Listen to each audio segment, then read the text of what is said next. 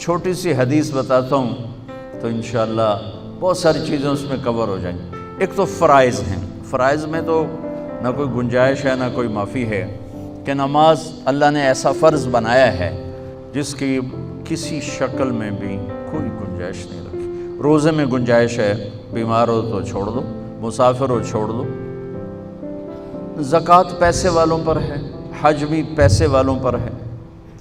نماز ایک ایسا فریضہ ہے جس کی گنجائش اللہ نے نہیں رکھی۔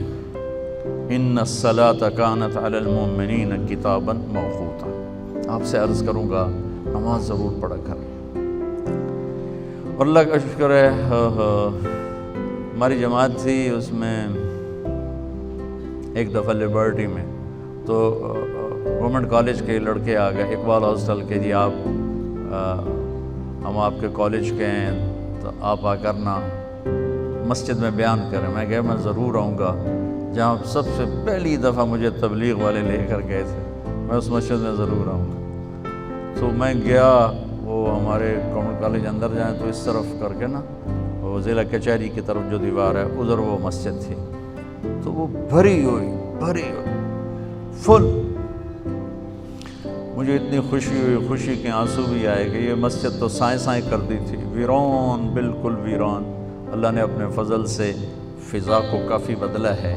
تو میں آپ سب بچوں سے عرض کروں گا، ایک تو نماز میں سستی نہ فرمائیں۔ پورے 1439 ہجری میں نماز چھوڑنے کی گنجائش اگر تھی تو کربلا کے میدان میں میرے نبی کے نواسے کو اور ان کے جان نثار غلاموں کو ہوتی، اگر ہوتی تو ان کو ہوتی، لیکن انہوں نے بھی جب سورج ڈھلا تو اپنے ایک ساتھی زہیر سے فرمایا کہ شمر سے اجازت لو کہ ٹھہر جاؤ، ہمیں نماز پڑھنے دو، پھر جو کرنا کر لینا۔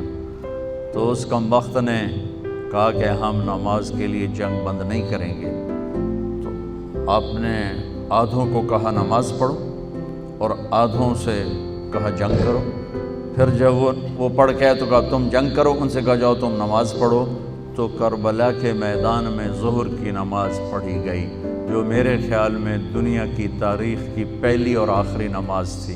ویسے جنگوں میں نمازیں پڑھی گئیں، اس میں کوئی شک نہیں، جنگوں میں نمازیں پڑھی گئیں، پر جس مظلومیت کی شکل اس وقت میرے نبی کی اولاد پر تھی اور جس ظلم کی کیفیت اس وقت یزید کے لشکر کی تھی، یہ شاید ہی کبھی ہو، شاید کیا ہے ہی نہیں، نہ حسین جیسا ہوگا نہ وہ مظلومیت۔ ہاں یہ ہے کہ جو مظلوم بنیں گے اسی انشاءاللہ پیچھے حسینی قافلے کے ہی چلیں گے، جو ظالم بنیں گے وہ یزیدی قافلے کے پیچھے چلیں گے۔